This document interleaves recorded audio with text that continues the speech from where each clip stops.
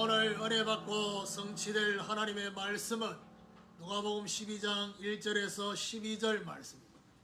누가복음 12장 1절에 12절 말씀 제가 한 절 읽고 여러분 한 절 읽고 교독하겠습니다. 그 동안에 무리 수만 명이 모여 서로 밟힐 만큼 되었더니 예수께서 먼저 제자들에게 말씀하여 이르시되 바리새인의 누룩 곧 외식을 주의하라. 당신 것이 드러나지 않을 것이 없고 숨긴 것이 알려지지 않을 것이 없나니 이러므로 너희가 어두운 데서 말한 모든 것이 강명한 데서 들리고 너희가 골방에서 귀에 대고 말한 것이 지붕 위에서 전파되리라. 내가 내 친구 너희에게 말하노니 몸을 죽이고 그 후에는 능히 더 못하는 자들을 두려워하지 말라. 너희는 마땅히 두려워할 자를 내가 너희에게 보이리니 곧 죽인 후에 또한 지옥에 던져넣는 권세 있는 그를 두려워하라. 내가 참으로 너희에게 이르노니 그를 두려워하라. 참새 5마리가 두 아싸리 돈에 팔리는 것이 아니냐. 그러나 하나님 앞에는 그 하나도 잊어버리시는 바 되지 아니하나니 너희에게는 심지어 머리털까지도 다 세신 바 되었나니 두려워하지 말라. 너희는 많은 참새보다 더 귀하니라. 내가 또한 너희에게 말하노니 누구든지 사람 앞에서 나를 시인하면 인자도 하나님의 사자들 앞에서 그를 시인할 것이요 사람 앞에서 나를 부인하는 자는 하나님의 사자들 앞에서 부인을 당하리라. 누구든지 말로 인자를 거역하면 사하심을 받으려니와 성령을 모독하는 자는 사하심을 받지 못하리라. 사람이 너희를 회당이나 위정자나 권세 있는 자 앞에 끌고 가거든 어떻게 무엇으로 대답하며 무엇으로 말할까 염려하지 말라. 마땅히 할 말을 성령이 곧 그때에 너희에게 가르치시리라 하시니라. 아멘. 교독한 말씀을 가지고 제자들에게 요구하신 신앙이라는 제목으로 말씀을 전가하기로 합니다. 옆에 분하고 인사합시다. 제자의 삶을 지속합시다. 예수님의 심한 탄식이라는 말씀을 우리 지난 주간에 받았습니다. 바리새인과 율법 교사를 향한 탄식인데 우리 자신들이 바리새인과 율법 교사의 상태에 있지는 않는지, 예수님이 계속 반복해서 화 있을진저라고 하는 것은 저주를 말하는 게 아니라 저주의 상태에 있음을 알려주는 것입니다. 바리새인을 향한 탄식은 이들이 하나님을 향해서 11조라든지 모든 부분이 형식적이다. 거기에 들어가야 될 공의와 그리고 하나님을 향한 사랑을 버렸다고 했죠. 그리고 정말 사람들 앞에 늘 자기는 높은 자리에 앉아 있어요. 사람들이 인사를 받아야 되나. 그러면서 평토장한 무덤, 그야말로 밑에는 무덤인데 위에 평토장해서 사람들이 모르고 거기 밟음으로써 부지 중에 안 좋은 영향을 주는 이런 바리새인들.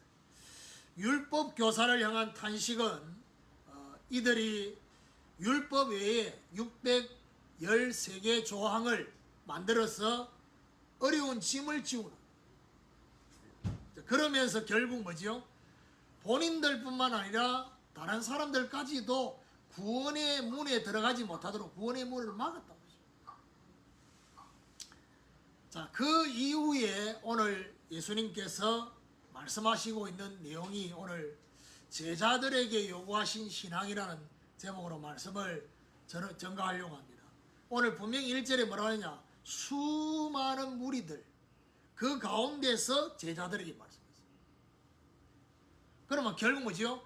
많은 무리도 있지만은 먼저 우리 주님께서 말씀하시는 대상은 제자들이었어요. 주님을 따라가는 제자의 삶, 이 삶을 지속하도록 하기 위해서 주님께서 말씀하신 것이다. 어떤 면에서는 무리를 제대로 도우려고 하면 제자로서의 중요한 먼저 받아야 될 은혜가 있다. 요구하시는 게 있다. 오늘 저와 여러분이 옆에 분은 인사할 때 목사님 시키니까 했지만은 제자의 삶을 지속합시다. 제자 아닌데 그런 속으로 생각할 수도 있잖아요. 제자라는 정체성, 이 정체성을 가지고 제자의 삶이 지속되어지는 축복이 있기를 예수 그리스도 이름으로 축원합니다. 세 가지를 요구하셨어요. 오늘 본문에 그 첫 번째가 뭐냐? 외식을 주의하라는 것입니다. 1절을 다시 보면요, 그동안에 무리 수만 명이 모여 서로 밟힐 만큼 되었더니 예수께서 먼저 제자들에게 말씀하여 이르시되 바리새인의 누룩 곧 외식을 주의하라. 수만 명의 무리가 모였다 했습니다. 자, 이런 가운데 예수님께서 먼저 제자들에게 말씀하고 있습니다. 자, 그러면서 첫 번째로 요구한 게 뭐냐? 바리새인의 누룩을 주의해라. 마태복음 16장에도 보면 바리새인의 누룩을 주의하라고 제자들에게 말씀을 했지요. 16장에. 그런데 그 누룩이 뭔지를 오늘 누가는 기록했습니다. 곧 외식이라 했습니다. 외식을 주의해라. 이 외식은 결국 뭐죠? 사람들에게 보이려고 하는 거죠. 그 제가 얘기했잖아요. 사람들이 나를 어떻게 보는지가 너무 중요한 사람은 신앙생활을 해도 자꾸 외식을 하는 겁니다. 중심이 하나님 앞에 있지 않고. 이 외식이라는 단어는 어떤 단어와 연결되느냐? 본문에 배우라는. 배우가 뭐죠? 자기 자신하고 관계없이 그 역할을 맡아서 본인은 그렇지 않는데 그 역할이 그러니까 배우처럼. 외식은 결국 위선의 모습을 보이는 것입니다. 2절에 보니까 감추인 것이 드러나지 않을 것이 없고 숨긴 것이 알려지지 않을 것이 없나니. 여기 감추인 것, 숨긴 것, 잠시는 속일 수 있습니다. 그런데 시간표가 되면 감추인 것이 드러나고 숨긴 것이 알려지게 된다는 것입니다. 3절에 보니까 이러므로 너희가 어두운 데서 말한 모든 것이 광명한 데서 들리고 너희가 골방에서 귀에 대고 말한 것이 지붕 위에서 전파되리라. 여기 보니까 어두운 데서 말한 것이 광명한 데서 들릴 것이고 골방에서 말한 것이 지붕 위에서 전파될 것이다. 결국 외식을 주의하라는 이 말씀 속에는 우리에게 적극적으로 말하는 게 있잖아요. 그게 뭡니까? 하나님 앞에서의 중심.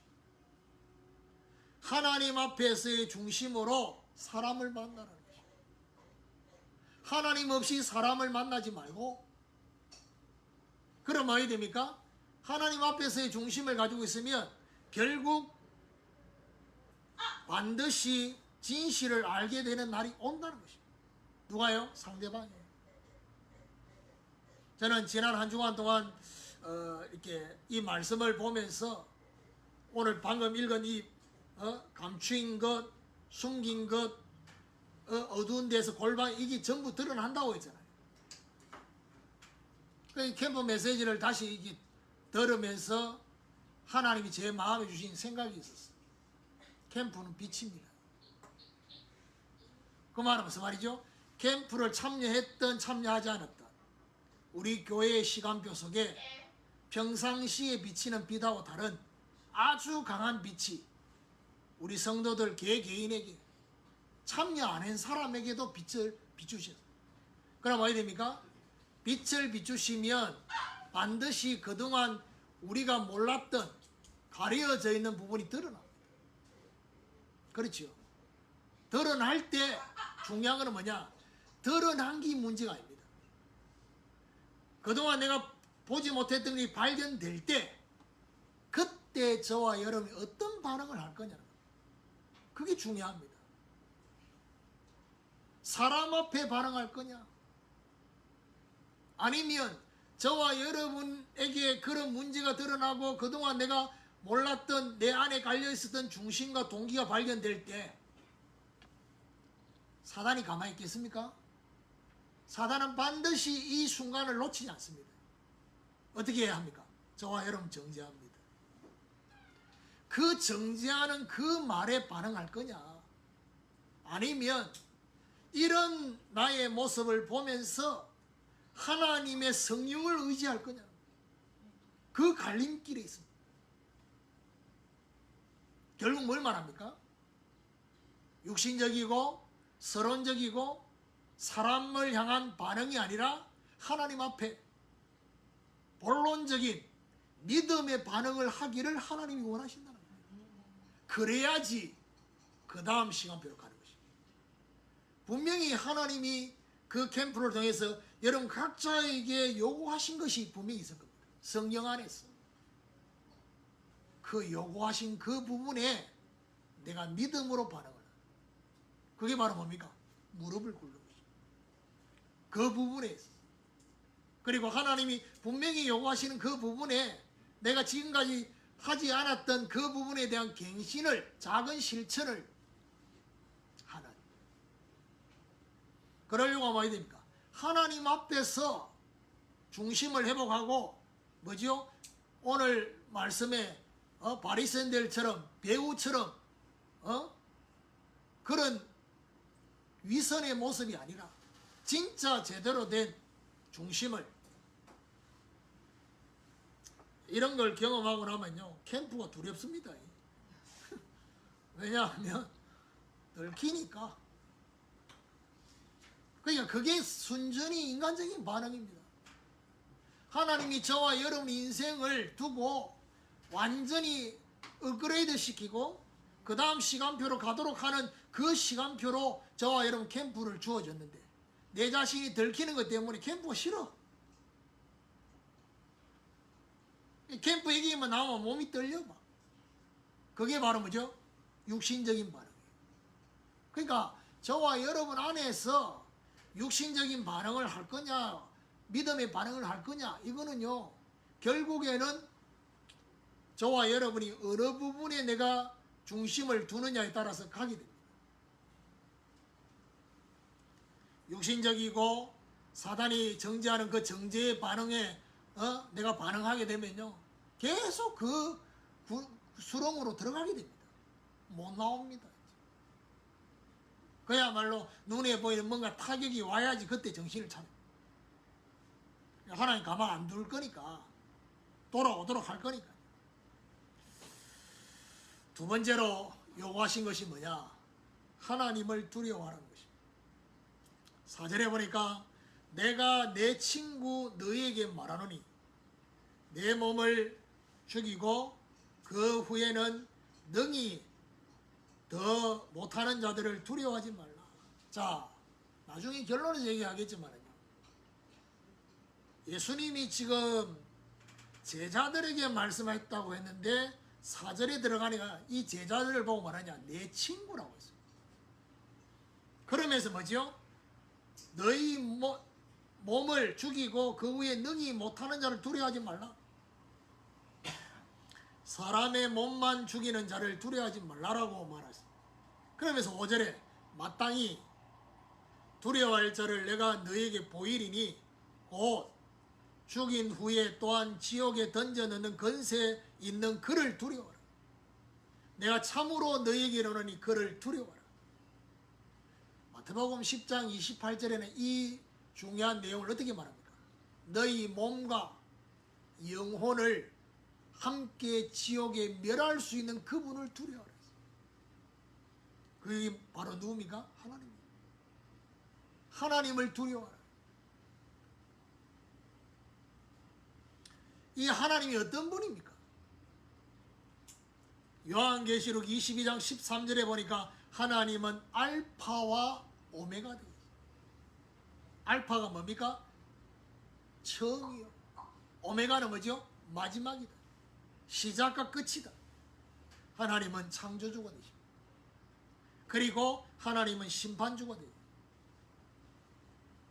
그래서 제가 이제 그 신앙 캠프 때 그런 얘기 했죠. 창세기 4사건, 창조, 타락, 홍수, 바벨탑. 그러면 제가 어떤 표현을 했습니까? 3사건은 계속 벌어지고 있다 했습니다. 근데 그걸 내가 그렇게 표현했지만은 그걸 듣고 난 뒤에 들으면서 어떻게 했냐?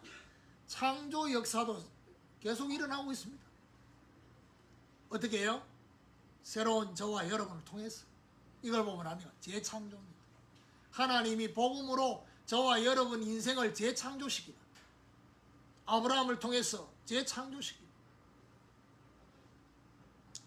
6절에 보니까 참새 5마리가 두 아실리온에 팔리는 것이 아니냐. 그러나 하나님 앞에는 그 하나도 잊어버리시는 바 되지 아니하는도다. 무슨 말입니까? 하나님의 주권 속에 움직여진다는 거예요. 여기 이 말 속에는 뭐가 들어가 있는 줄 압니까? 마태복음 10장에는 이 참새 얘기하면서 참새 그 마리가 땅에 떨어질 때 하나님이 허락하지 않고는 떨어지지 않는다. 그게 하나님 주권이거든요. 무슨 말입니까? 하나님의 주권으로 보라는 것입니다. 하나님의 주권으로 보면요, 해석이 달라집니다. 그러니까 이제 예를 들면 이런 겁니다. 내가 원하는 기대를 가지고 보니까 속이 터지는 겁니다. 누굴 향해서요? 가족을 향해서. 남편을 보고 아내를 보고 자녀를 쳐다볼 때 내 기대를 가지고 보니까 아휴 속이 터지는 겁니다. 근데 하나님의 주권으로 보면 어떻게 됩니까? 아, 하나님이 원하시는 것이 따로 있구나. 그게 발견되는 것입니다. 공중의 참새까지도 하나님의 주권 속에 있습니다. 7절에 너희에게는 심지어 머리털까지도 다 세신 바 되었나니 두려워하지 말라. 너희는 많은 참새보다 더 귀하니라. 하나님이 머리털까지 세신다. 물론 머리털이 별로 없는 사람이 있습니다. 대머리 세기가 쉽겠지요. 그런데 대부분의 사람들은 머리털을 셀 수 없습니다. 몇 가닥인지 모릅니다. 이 말은 무슨 말입니까? 모든 것을 다 세시고 계시고 하나님이 다 알고 계신다 이 말이에요. 뭘요? 저와 여러분의 사정을, 지금 우리의 형편을, 우리의 상황을 알고 계십니다. 그 말 속에는 어떤 말이 있습니까? 하나님이 다 아시고 완벽하게 저와 여러분을 보호하실 것이다. 그렇습니다. 이제 상황이 힘들고 여러분 처지가 힘들고 뭔가 응답이 와야 될 게 안 오는 것까지도 하나님 다 아신다고 했을 때는 마음에요 불평이 생길 수 있겠죠. 아시는데. 근데 얼마나 웃기냐 하면요, 하나님의 주권은 어떤 면에서 우리의 상태에 따라서 양날의 검입니다. 아, 하나님이 허락하셨고 하나님 다 알고 계셔. 상태가 안 좋으면 그냥 왜 가만히 계셔? 그 상태가 안 좋을 때 이제 우리 반응입니다. 더 중요한 거, 나는 왜 이런 부모님을 만나? 하나님 주권이라고 하는데. 좀 괜찮은 부모님 만났습니다. 괜찮은 부모님 만났으면 괜찮겠습니까? 그게 이제 객관적인 말이지. 괜찮은 부모 만났는데 괜찮지 않는 인간도 많습니다. 그 말은 무슨 말이죠? 그냥 객관적인 그 상황을 가지고 이랬으면 내가 달라지. 안 그렇습니다. 문제는 지금 주어진 그 부분에 대해서 나는 어떻게 이걸 바라볼 것이냐, 어떻게 해석할 것이냐.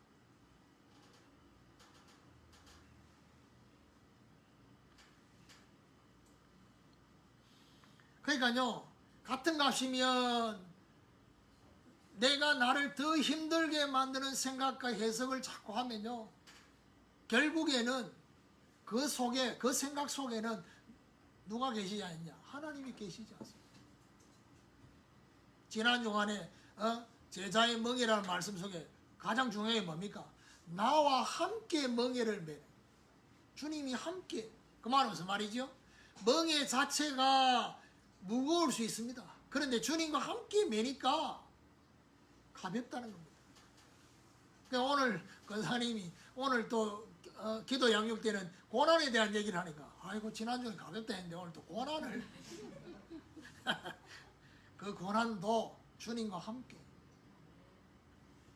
그 내가 얘기했잖아요. 어떤 목사님이 고난을 어떻게 해석했냐. 고난은 왜 주시느냐. 받으라고. 받으라고 주시는 거예요. 너무 어떤 면에서는 심플하잖아. 그걸 받아야 돼. 왜 받아야 됩니까? 받아야 될 이유가 있으니까. 우리가 생각할 때는 그런 고난 없으면 참 좋겠지요. 안 그렇습니다. 내가 원하는 대로 삶이 다 되고 문제 해결되고 응답되면 좋겠지요. 내가 원하는 대로 안 되는데도 이 정도인데, 지금 여기서 말하는 이 정도는 우리 새끼를 얘기합니다. 이 정도인데 내가 원하는 대로 다 되면 어떻게 됩니까? 인간 안 됩니다. 그러니까요, 하나님이 보실 때,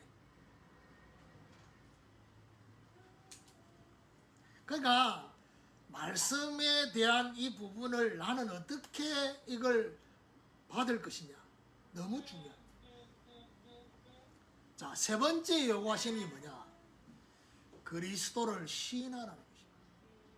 8절에 보니까 내가 또 너희에게 말하노니 누구든지 사람 앞에서 나를 시인하면 인자도 하나님의 사자들 앞에서 그를 시인할 것이다.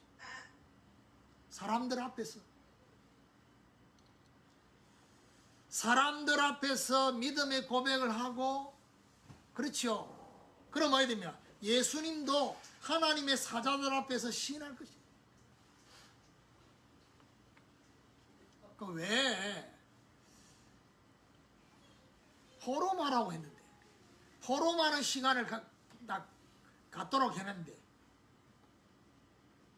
포럼이 뭡니까? 하나님이 내한테 역사하심을 말하는 거예요.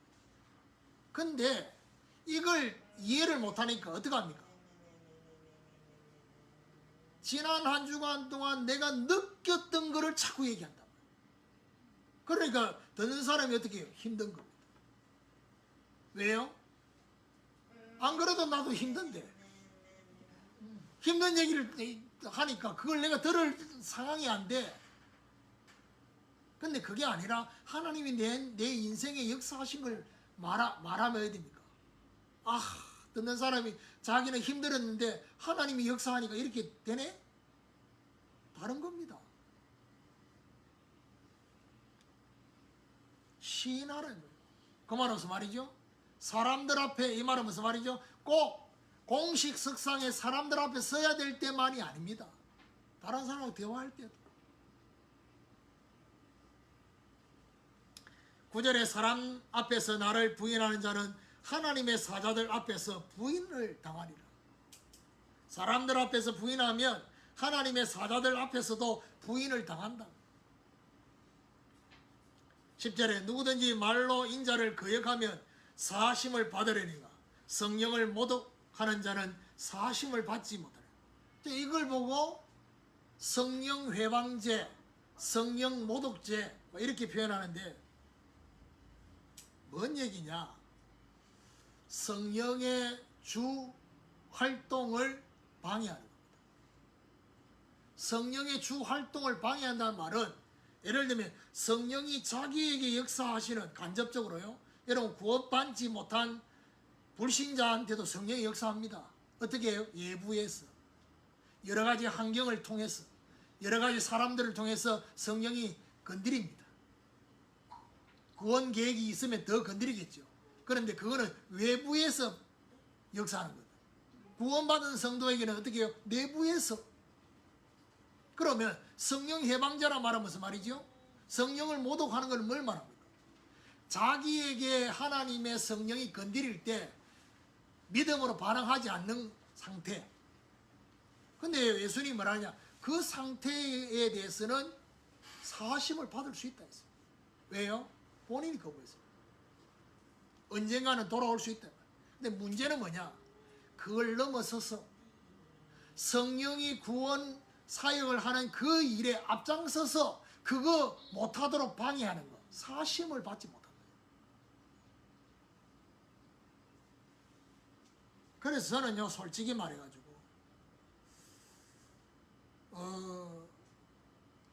이 부분에 교회에서 내가 성령 해방과 성령 모독 이런 것은 아니지만 늘 제가 이 부분 가지고 적용하면서 주의하는 게 있습니다. 그게 뭐냐? 메신저를 놓고 제가 함부로 말하지 않습니다. 왜요? 그 메시지를 받아야 될 그 사람에게 혹시나 마음문이 닫힐 것입니다. 그래서 그 부분에서 아주 뭔가 연결된 그런 상황에서 말을 해야 될 때는 언제든지 제가 뭐죠? 하나님 편에서 하나님이 이걸 어떻게 보나 이 얘기를 자꾸 합니다. 왜요? 하나님이 그걸 알고 계시고 허락하셨다면 그 부분을 우리는 어떻게 바라봐야 될지. 11절에 보니까 사람이 너희를 회당이나 위정자나 건세 있는 자 앞에 끌고 가거든 어떻게 무엇으로 대답하여 무엇으로 말할까 염려하지 말라 했습니다. 위기가 와도 저와 이런 문제가 와도 염려하지 말라 했습니다. 어떻게 무엇으로 대답하며 말할까 염려하지 말라. 그러니까 이제 제일 우리가 당황할 때 언제입니까? 전혀 예상하지 못했을 때 우리에게 사람들 앞에 말을 해야 될 때 당황하지요. 근데 사실은 알고 보면 평상시에 내가 성령님과 함께하는 비밀을 누리고 있으면 그럴 때일수록 더 평안해집니다. 경험해보고.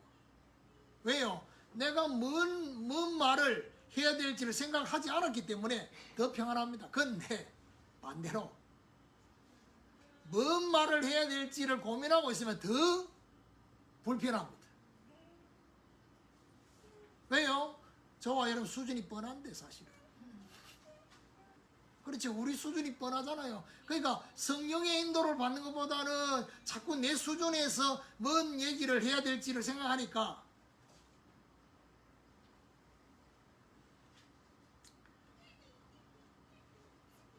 12절에 보니까 마땅히 할 말을 성령이 곧 그때 너희에게 가르치시리라 하시니라.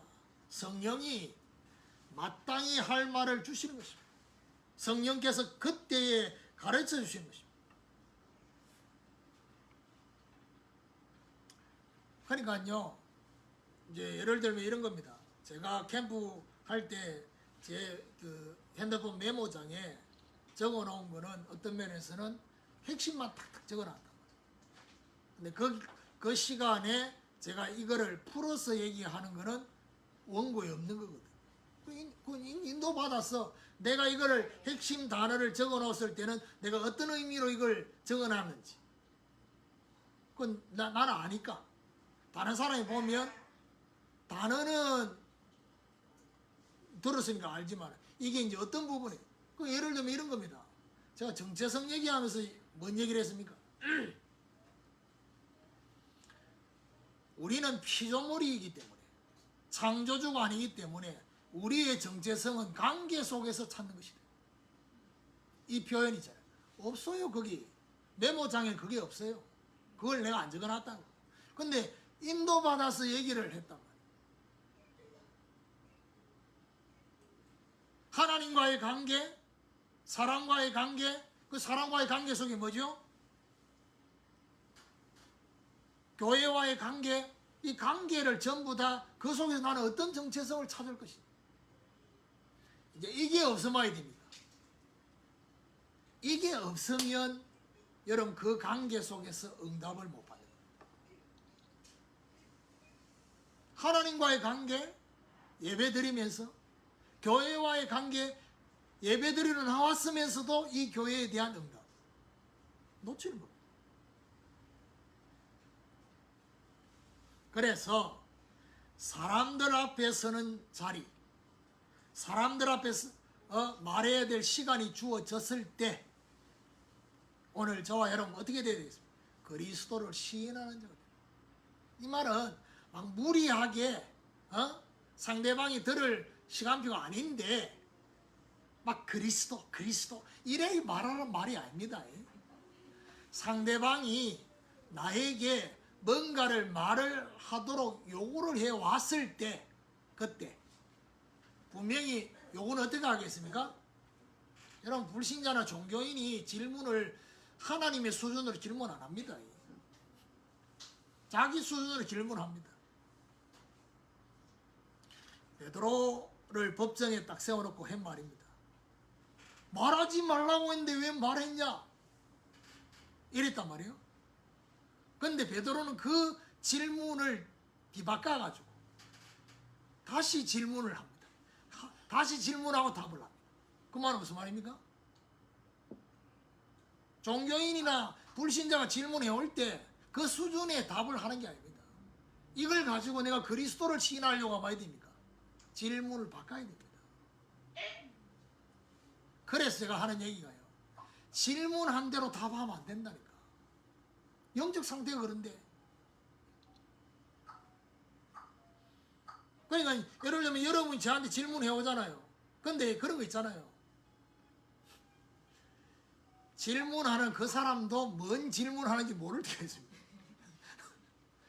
왜요?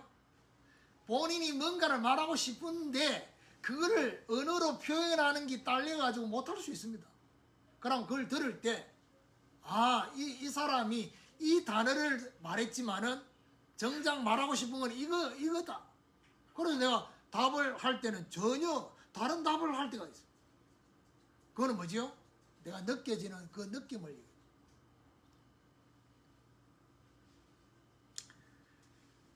오늘 저와 여러분 외식을 주의하고 그리고 하나님을 두려워하고 그리스도를 시인하는 이게 바로 제자들에게 요구하신 신앙입니다. 결론입니다. 제자들에게 요구하신 신앙을 적용해 보면요. 자, 1절에는 제자들이라고 했죠. 4절에는 내 친구라고 했습니다. 8절에는 너희라고 했습니다. 우리 주님이 우리를 이렇게 불러주시도록 우리를 향해서 뭐죠? 제자, 내 친구, 너희 이렇게 그러면서 뭐죠? 주님이 원하시는 의도에 저와 여러분이 집중하고 순종하는 그러려고 하면 어떻게 됩니까? 주님과 관계가 생명적이에요.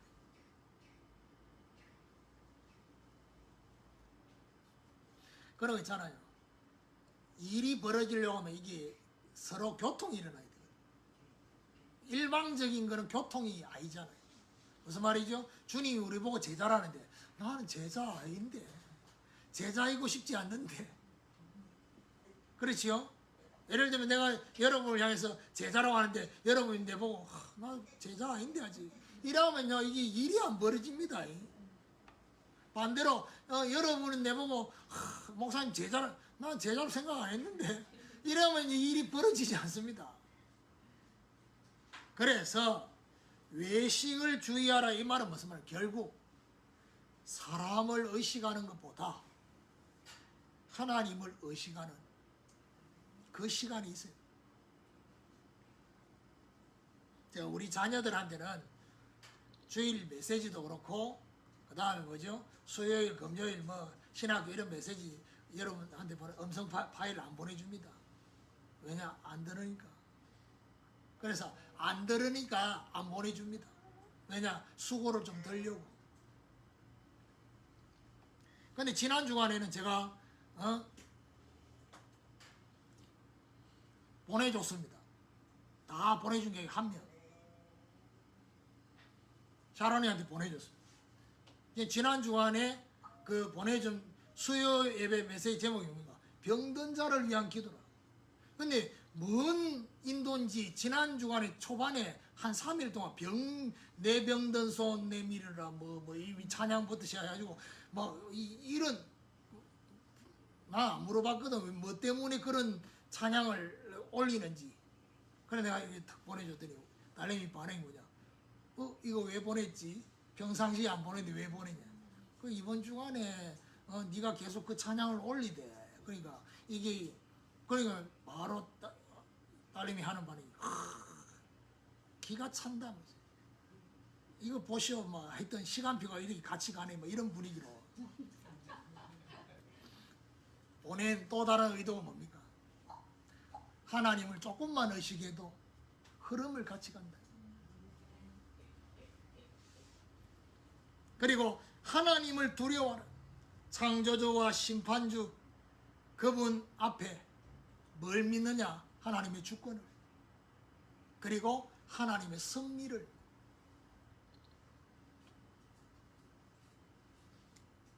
그러니까요. 그러면서 뭐죠? 그리스도를 시인하라. 무슨 말입니까? 이런 시간표가 주어졌을 때 시인해야 돼. 중요한 건 뭐죠? 시인하려 할 때 성령께서 할 말을 가르치시오. 그래서 오늘 저와 여러분 제자들에게 요구하신 그 신앙, 이 신앙. 근데 희한하죠? 금요 기도에서도 여호와께서 요구하시는 것, 그 시간표, 오늘 내가 이 이불로 이렇게 맞추려고 한 게 아닌데, 그 말은 무슨 말이에요? 요구하는 게 있다 이 말이에요. 저와 여러분한테. 그렇죠? 거기에 이번 한 주간 반응을 좀 하시라고. 지난 주간에 요구했는데 반응 안 하고 예면했던 거 이제 이번 주간에는 좀 반응하라는 그 부분에 대해서. 그러니까 우리 주님께서 요한계시록 2장의 7교회에 다 메시지를 시작할 때 첫 번째 교회가 에베소 교회입니다. 이 원고 없는 얘기인데 갑자기 생각이 나서 에베소 교회를 향해서 예수님께서 책망하시는 부분, 그 책망의 주 내용이 뭔지 압니까? 네가 첫 사랑을 버렸다. 처음의 사랑을 버렸다. 그러면서 말하느냐? 돌아오라. 돌이키라. 뭘요? 처음 사랑을. 그 말은 무슨 말입니까? 하나님이 저와 여러분에게 은혜 주셨어. 정말 하나님을 향해서 그 가졌던 그 처음 사랑, 처음 그 감동, 그 부분을 회복하라는 것이죠. 그럼 뭐 해야 됩니까? 하나님이 저와 여러분이 주시는 그런 새로운 은혜와 새 시간표가 저와 여러분 그 다음 시간표로 가도록 인도하신다.